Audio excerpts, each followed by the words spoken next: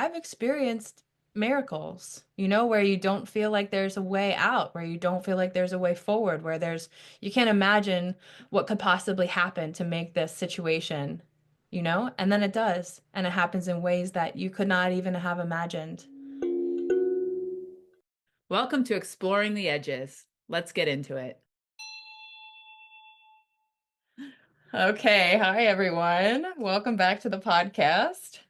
We had a busy week this week, so Mm, I think we're gonna try to just maybe we'll start talking about, is it week 5? week 5 of the Artist Way. Week Yep. 5 of the Artist Way. And Christy, we're gonna check in with you, see how your week went because you had a big week going back to substitute teaching. And we had a big week also. I think a lot came up about week 5, just in the context of this week was all about wishing, right? It's about Mm. looking at your relationship with abundance. And I think that we can tie this so beautifully into talking about our relationship with the mother, because this is the energy that we were talking about, Christy, just a minute ago. So looking at the way that we open to receive, how much we can receive, what we think we're deserving of receiving, all of that was in this week. And so I think even Jen and I had a very different approach to approaching the wishes. I feel like I could write down 160 wishes, no problem. I could just keep wishing. I would write them all down, no problem. Whereas Jen, I think, was like, well, like, let me really think about this. Like I had to really coax her just to even get like a couple of wishes out. Like, be silly, be frivolous. Privilege. What kind of wish do you want to wish? So maybe we'll just start there. How did you make out this week with week 5, Christy?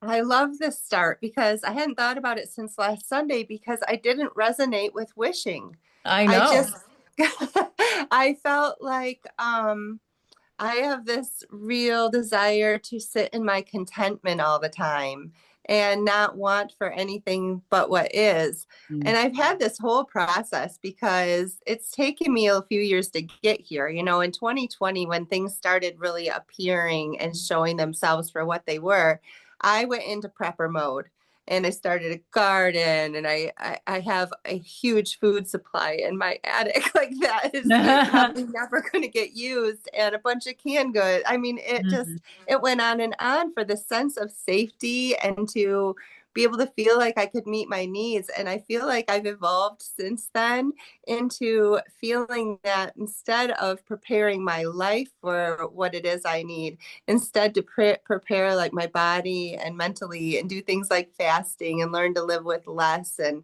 so a lot of my wishes or the desires I have to do with testing my limits when it comes to what I can do to sustain myself and Mhm. feel that contentment even in really difficult situations.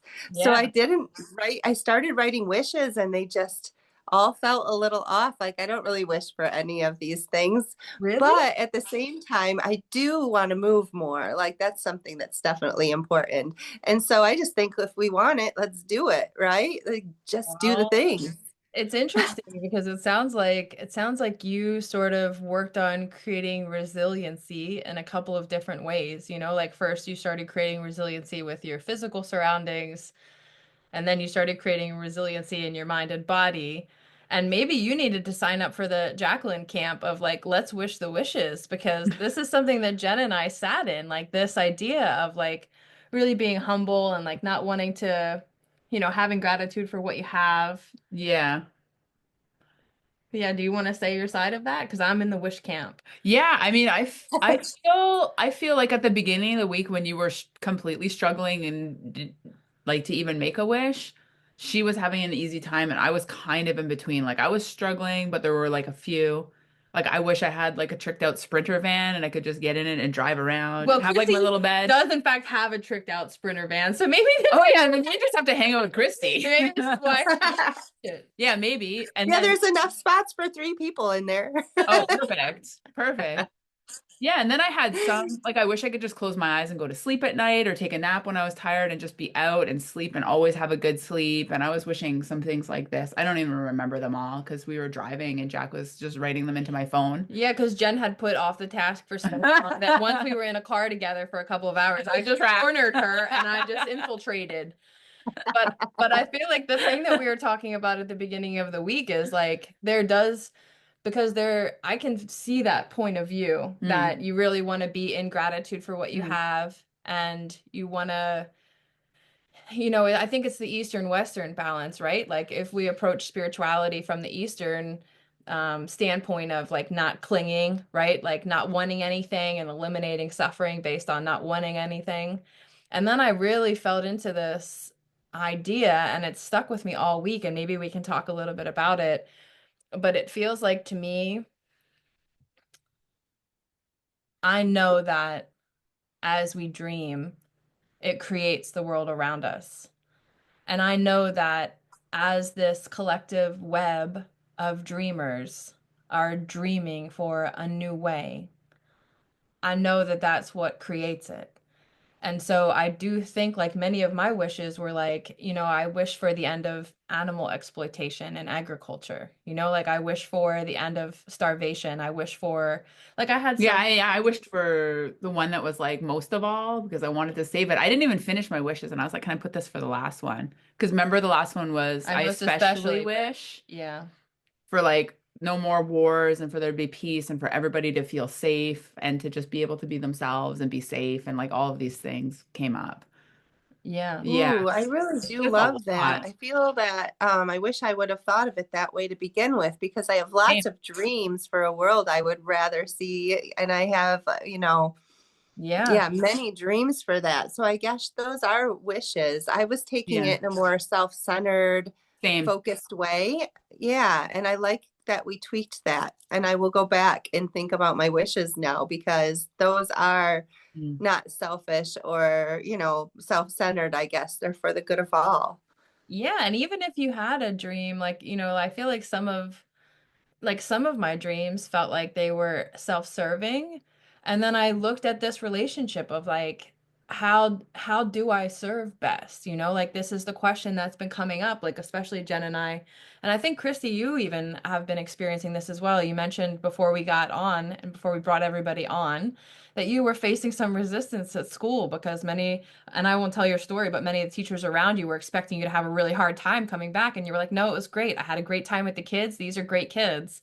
And maybe you can speak into that a little bit. And then we'll look at this question of like how to Ye- best serve. Yeah, and I mean, like even some of mine were self-serving, but I feel like also not Mm, because I did wish I said like I wish I had access to like all organic food and it was not hmm hard to get and it was, if I wanted bananas, I had could have organic bananas or oranges or apples because it is not easy to get here. mm, Yeah. Yeah, and I guess I would wish for teachers in the classroom that go in every day is that they had reprieve within their week, that Hmm. they had a chance to sit with themselves. So I feel like everybody, our system, if we could just make more spaciousness for this time with ourselves, we would all serve each other so much better. And I luckily, and you too, being a substitute, we can pull back and say, you know what, I've had enough this week. I'm like shutting myself down and recalibrating. So when I do go back in, I can bring that light with me. Hmm. So it's really a gift to be able to take care of ourselves and give ourselves a self-care. I also feel like it's a choice to take a small step back. Like if we've worked 3 or 4 days and we feel like it's enough, we can take a step back. But on those days where we don't go, there's no compensation. We don't have sick days. We don't have any kind of benefits in any way. So it's a choice to be like, okay, am I going to take the financial hit and rest or not? And some people choose it and some people do not. And I think even in full-time positions, whether it's teaching, whether you're working in a bank, whether you work, and we were talking about this week as well, as there's a whole lot of people who don't take their sick days at all. They don't take any step back, you know? Yeah, I'm just sitting in this energy now, and maybe I'm just sort of anticipating, or it's based on my experience of how these types of conversations are received by people who are overwhelmed, who do not have space, and they think, yeah, it must be nice. This idea of must be nice, And I just am wondering about like, the bridge there because I'm trying to like peel back into that life that I lived before and think about yeah, maybe like the opportunities and I'm incredibly grateful for the life that I've lived. You know, I've traveled a lot and I've done a lot of meaningful work and I've met a lot of meaningful connections, and I guess I would not have done any of those things if I had the must be nice attitude. And I think we do sacrifice a lot in the process, you know, because we're used to having things a certain way around us. You know, we're used to having, the income, especially, right? We're used to having a stable income. We're used to having money in the bank. We're used to being able to pay the bills. We're used to being able to buy whatever we want on Amazon, or buy new clothes, or match the fashion trends, or buy the expensive skin cream, or, go on the fancy vacations, or, and I know that many people are not in a financial situation where they're just indulging, right? Many people are in a financial situation where they're taking care of their parents, or, like somebody's sick and they lost a job, medical debt, right? Like this whole spectrum. And I guess I'm just trying to think into the opening, the gate. Where's the gate in the fence to kind of move from this feeling of being overwhelmed, feeling like there's not a way out, Hmm. and then kind of like bridging it into this, and I think for me, Christy, if I were to pinpoint like what that moment was for me, I think it was, yeah, I think it was coming into authenticity, because I had lived this life in fear around like my sensitivity and my gifts, or whatever we call them. Like I had lived this fear state life, and much of my fear was based on, yeah, not stepping into like my truth.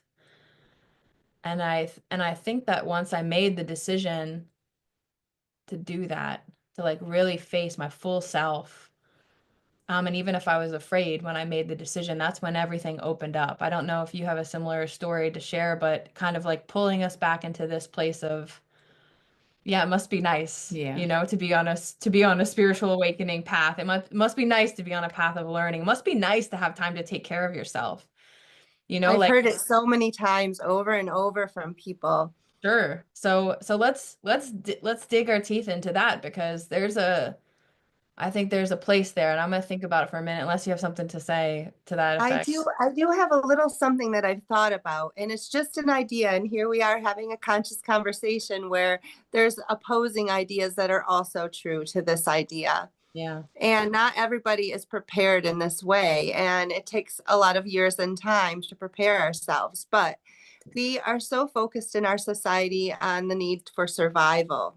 Hmm. And I feel that we're coming into a time where when we don't have certain systems in place, that we can just go out and get good food, right? So now it's really hard to get really pure good food that has not been genetics in it or chemicals sprayed on it. And so once we get to a point where people will no longer tolerate that, that's when we go out and plant the gardens and we start canning our food and getting back to like, how can we produce food that is healthy for us and that meets our expectations of the life we want to live. And so we start there, but in time, what I understand about working with the energy within the body is that this chrism oil, or the process of raising the oil up to the third eye, it rejuvenates your blood, it purifies it, it makes new brain connections, it repairs DNA, and we think we need to eat 3 meals a day. I thought all my life, like I didn't know what would happen if I didn't eat 3 meals a day. I couldn't believe people would only eat two meals a day. I mean, it just was, I love to eat and I used to eat a lot of meat. Like I just thought I had to eat meat to survive. There was no other way.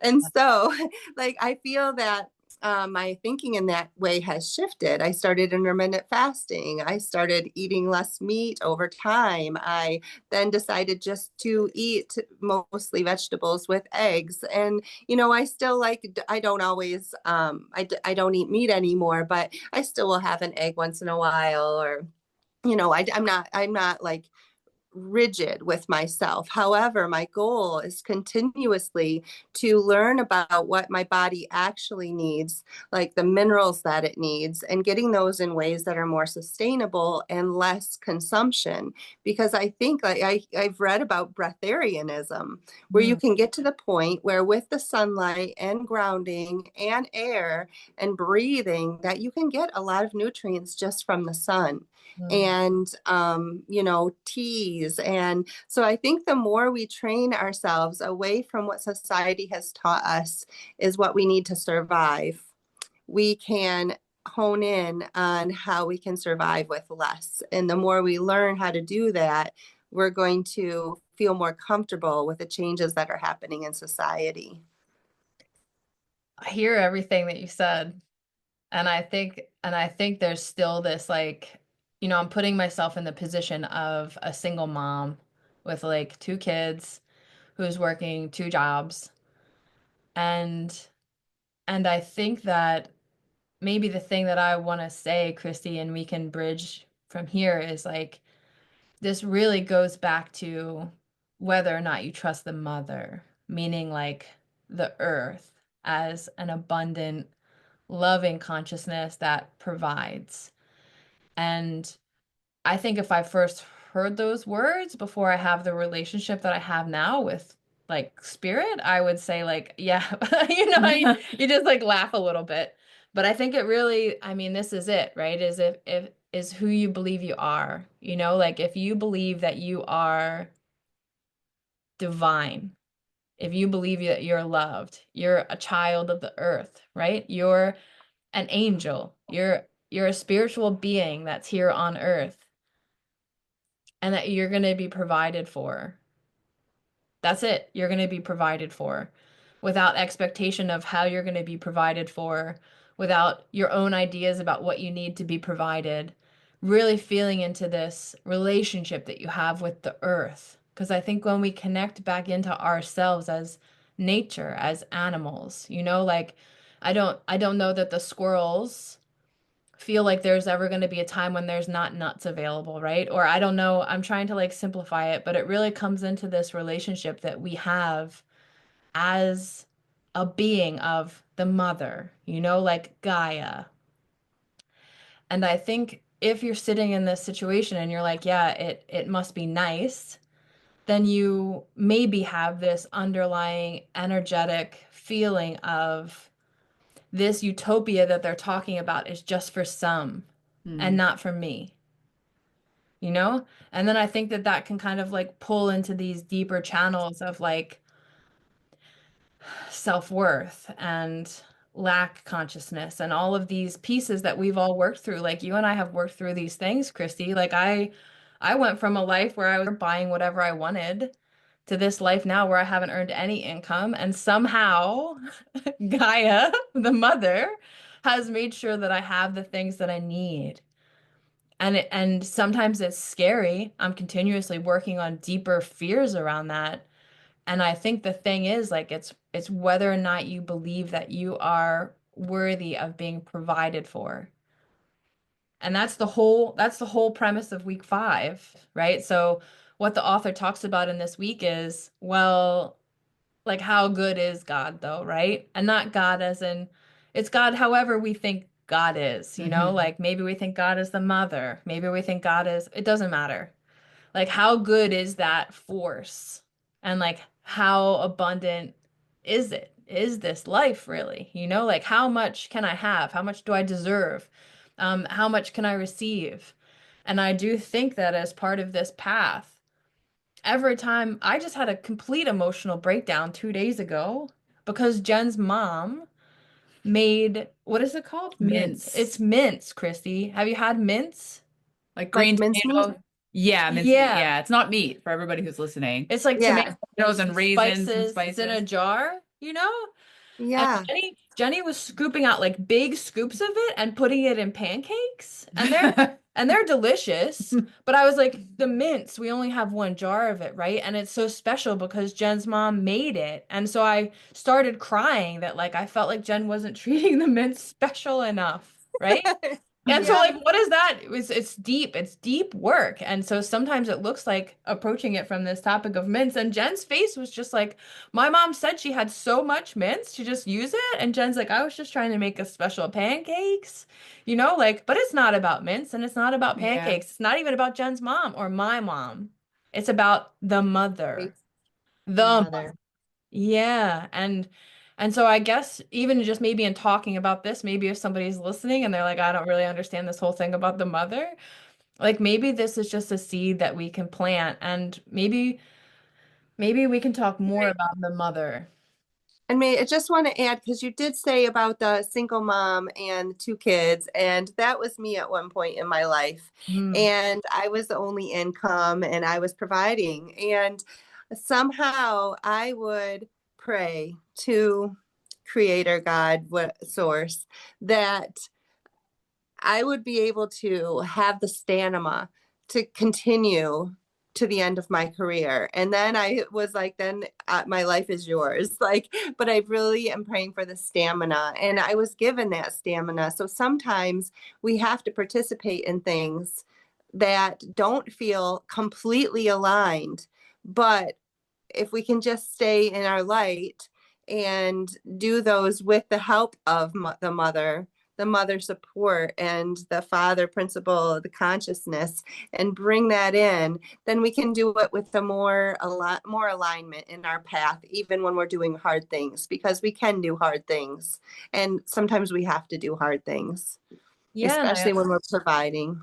Yeah, and I also think this does open this space of like miracles. Like do you believe that miracles happen, that miracles are a thing? Like do you believe that like when you show up in the United States and you do not even have enough money to buy groceries that like somehow it will happen, Like and I'm so grateful for all the people in my life that have supported me in that way. But I've experienced miracles, where you don't feel like there's a way out, where you don't feel like there's a way forward, where you can't imagine what could possibly happen to make this situation, And then it does. And it happens in ways that you could not even have imagined. And I think it is this process of like, can you create space for believing that there's something else? There's a current, there's an underlying love that's pervasive, that's woven into the fabric of all beings, from the mother. And like even if you don't quit your job today, you're like, all Hmm. right, I'm with the mother. I'm gonna quit my job today. Even if you just hold this space, like I'm gonna open myself up to see. And you ask the question. There's many times that I said, fine, if there's a God, show me. And I was shown. There's many times that I said, all right, well, if I'm not supposed to worry about this, show me why not. And I was shown. And so I Mhm. do think that there has to be this like leap of faith, like you were talking about. Like many times I've taken these leaps of faith and it was because of my faith in the mother.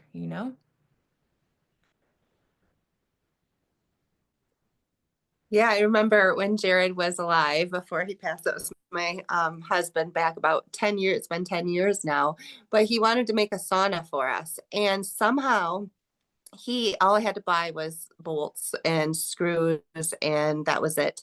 Everything appeared, even the nice sauna heater he got given to him from a friend. And I mean, it was just absolutely amazing. And Unbelievable. he would also had quit. He worked on the Toledo Bridge putting up the pylons, and he had neurocardiogenic syncope where he would pass out, and he realized like this is not for me anymore, and walked away from a very high paying job. And like lost everything and started floating around to people's houses for a little while, and found his way to my house and everything he ever desired. And he was so in touch with the natural world. He could name all of the plants around him and knew what he could eat. And he would like have the kids try different things from the woods, and we would make like a root beer tasting thing out of sassafras roots, or it was just like the everything came. And that really showed me that magic that you're talking about. Yeah. It's a But if real you true thing. Oh, for sure. But if you have not seen it, that's exactly what it feels like, this like far out idea of magic. And it is one thing, to be in a situation that you're not really able to to surrender to the magic, right? Because we do have certain times in our life. I remember before I sort of peeled out of my responsibilities, like I had responsibilities, like I had to pay a mortgage, I had dogs. And I think at that point when I felt like I was stuck, what I did was created an 8-year plan. Like that's what I did. I started planning for this time after these responsibilities. And I really started dreaming, like, what does it look like then? And I think sometimes we discount the ability of like a vision board, right? Like sometimes we discount this ability to hold the dream, even in the time that, maybe it's not right now. Maybe it's not right Mm. now, but it's soon. Yeah, and you feel like you're maybe working towards something versus just working and feeling stuck. Mhm. That it's a reminder that this part of your life is necessary but temporary, and it's leading you towards something. Yeah. And in this week 5, of the artist way, she did sort of talk about starting to create this image repository, right? And it's the same thing as a vision board. Like when you see that thing, like, stick it in a folder. Like she talks about cutting it out of a magazine, and I think we really have sort of moved into a digital age, but like screenshot it, put it in a folder in your phone, like call it soon, call it the dream. There's still value in holding the dream, even if it's not unfolding before you. That's a really good point, is I do feel that won't it be nice? Won't it be nice when there are these communal living situations set up to support people a little bit more, Mhm. where we have these big pieces of property. Maybe one person would own the property and the house on it, but the house is a communal house and there's one massage table with tuning forks set up so that people can use it. And there's one place to do the laundry and one communal kitchen where people like make food. And yeah, you might have out in your van or in your little tiny house or whatever, you might have a little system that you can make your own food when you want to, but that this coming together is happening and education of the kids is happening by people who know each other, these small village communities. And it's through the wishing and the dreaming that we do create those visions so that single moms that are tired out can find a support system. But we have to build those, and if we don't dream them, we're not going to build them. Yeah, and I think there are small incremental things that you can do, even if you can't do it all. And I think sometimes this idea of like, I know I'm especially guilty of it, like all or nothing thinking, like, well, if I can't have the life I want, Hmm. then why bother, right? When there's really like very small actionable things that you can do. And Christy, I think your library of work, like, in terms of regulating the nervous system, even early in I think maybe Jen, you can talk about this too, but like early on, like what were the things, right? For me, I think it was going to a woman's circle, and it was the first time I ever went to it was called a moon meeting. I was like, I'm kind of interested in this. It takes a lot of courage to like step out into those places where you feel like maybe you're being led, and then maybe it's not a moon meeting, maybe it's something else. But I do think like starting to take those like small, and maybe you're thinking like, yeah, it must be nice to go to a moon meeting. Yeah. But at some point you have to turn from this victim mentality and you have to make the things happen that are going to take the thing forward. Like, have you talked to your neighbor? Will your neighbor watch your kids? Like, what about your sister? Like start to create these exchanges so that you can experience more authentic lived experience. Yeah, and sometimes even if you're not at the point where you have the juice to go out and do these things yet, there are small ways that you can regulate your nervous system. I know sometimes when I was working more, I would come home and I didn't have any paid kind of TV, but I had YouTube and I stumbled across this guy. I think he was Korean. He used to just make videos where he didn't talk at all and he was camping in the rain and like cooking his beans and just had his dog there and was feeding his dog beans. And I would be lying on the floor with my arms like up in the air, just like regulating and hearing the rainfall and having like all of the lights low. I never turned the big lights on. And this was like from somebody who even had less responsibility than you, Christy. I only had a dog, so I'd take him for a little walk. I would make supper, I would feed him, and then I would lie on the floor and I would watch like these videos and nobody was talking. And it just was really nice. He had a little campfire going sometimes and he was setting up his tent in the rain and I think there's ways even when you don't have juice, there's things you can do and maybe maybe you have some examples that would be able to help people of how you were able to kind of add some things into, regulate your own nervous system when you were a single mom and how that, like what that looked like. Okay, yeah, I do. I really changed up my life so that I could do that. And I am neurodivergent on top of it and somewhere on the spectrum. And so my brain works differently. And I like LED lights, a lot of unnatural lights is overstimulating for me. Going grocery shopping is a bit overstimulating. And when Jared got sick, he had colon cancer. So there was a few years in there where I had to do basically all the things that I didn't want to do and like go to a grocery store. So I'll tell you a few of the things that I did to help regulate was that I would go to Myers because we had a Myers that was open 24 hours. I would wake up at 4 o'clock in the morning and go before anyone got there Goodness. and do all of my grocery shopping for 2 weeks. I had a calendar that I laid out with all the meals that I would cook. And a lot of it, the prep all got done on Sunday so that I could come home and throw things together really fast. I Mhm. actually had another calendar where I would put outfits in piles because being neurodivergent, sometimes textures and fabrics are really too much for me. Yeah. So I made myself wear, I would dress them all up on a weekend, put them all in piles, and then whatever the next pile was the pile I would wear that day, whether I liked it or not. So I didn't have a Yeah. choice about my clothes. So I basically created uniforms for myself. Yeah. I stopped going to any kind of social gatherings that included school, like the people that I work with, because it was difficult to have like a professional relationship and still feel that I was being able to have fun and be authentic. Because as a professional, I felt like there was a certain way that I had to be that didn't always feel. So I didn't go to the extra staff parties and things like that. And on Friday nights, I would let my kids bring their friends home, but their dad would pick them up for a night. It was 6 o'clock in the evening. So the kids would all come over my house for like 3 hours and their parents would pick them up at 6 or, they would head their own way. So I had little bits of time where the kids could have friends over. And then I would turn all the lights off in the house and only have candlelight. I Yeah. would have silence. And I remember just laying on the floor a lot of times in the darkness on a Friday night to regulate my nervous system. Yeah, the Yeah. And, floor is a good place.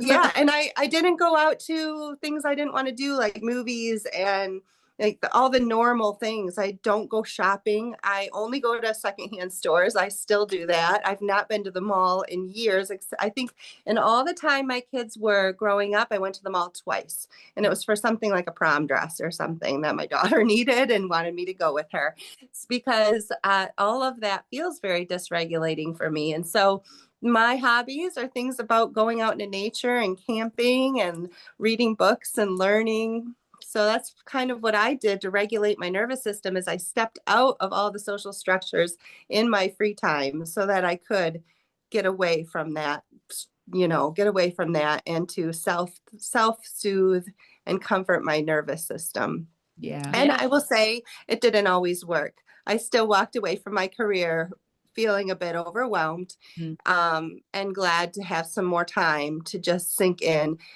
to being with myself. Mm. Hmm. Yeah. But thanks for asking. Yeah. So I think it, sometimes we think it's something else, like when really the magic is just like turning the lights off and like Yeah. laying on the floor for a bit. Like, we think that there's these like other things that we need to do in order to start serving ourselves. And I think that that's exactly what it is. Like this is the power of holding the dream. Like what is the dream? What do you wish? Do you wish you had more time alone? Like maybe that's somebody's wish. Like like we're so fortunate to have moved into this time in our life when our needs are met enough so that we can start using our wishes to wish a new community, to Mm. wish a new society, to wish a new world. And it's a privilege that our needs are met enough to do that because I do think that some people's wishes in the artist way might be like, I wish I had time to lay on the floor, Yeah. I wish I had alone time. I wish I had time to go outside. I wish I had time to take a walk. I wish I had time to make dinner. Wish I had more time with my kids, right? Like like Yeah. all of these wishes. And so I think it's really important to just like start from wherever you are, you know, like Mm. if the wish is to like turn the lights off, lay on the floor, you know, like we have to start, you have to start somewhere. Somewhere. Yeah. Yeah. And then, when some people can get out of it and they can wish for the community that you were talking about earlier, Christy, then maybe that single mom can come home from work and the kids can go play with the other kids and somebody else can watch them for a couple hours and she can lie on the floor Yeah, with it's the like candles someone lit. else's turn to make dinner that night. She doesn't She have just has to. to show up at the table.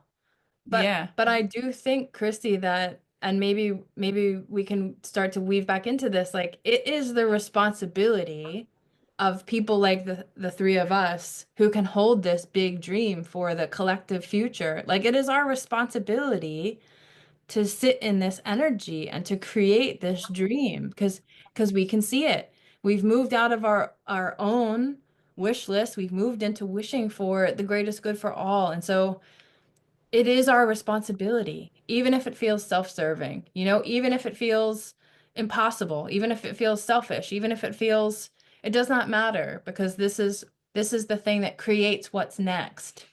And so I do think like this, how we approach it, right? Because we're coming up on eclipse season. Eclipse season is like, you know, it's right at the front door, eclipse season.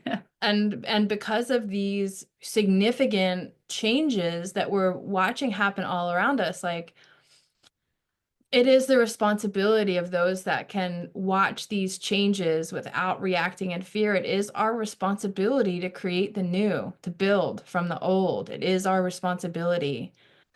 And I do think you can start small, you know, Yeah. like because I remember at the beginning, Chrissy being like, well, if this is all true, because you start to question, you're like, okay, maybe I really am what I think I am, you know? And you start to hold it like maybe I really am this. And then And it's like it's deeper and deeper each time. as Yeah. soon as you say, show me, you know, like then you start to like I remember I have so many stories about that of and it doesn't have to be big. It just has to be small. And I think it's that you build that relationship with this you build the relationship with the mother.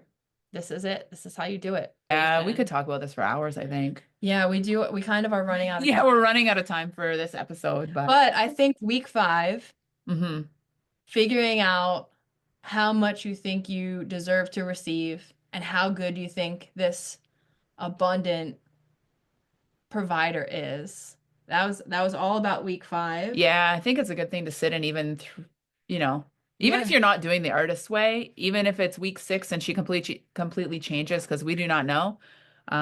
It's a good thing to sit in. How much do you think you're deserving of? Yeah, and how much are you holding the dream? How much Yeah. are you really wishing for, even if it feels impractical Yeah. or out of reach? Because this is how it works, you know, like many times, like you know, if we looked at my first vision board, Chrissy, I'm pretty sure I've you know, I've received all of those things that I wished for because it's the magic of the mother. Yeah. And week 6 says the first thing in the book says, I'm a believer. I just don't believe God gets involved with money. All right. So so this is going to be really interesting for next week, week 6, and I think it's hitting us at just the right time, Yeah. right? Because so let's really dig into this. How much can we create? How Mhm. much can we really hold the dream? How much can we influence the outcome, not just for ourselves, but for everyone, for Mhm. everyone.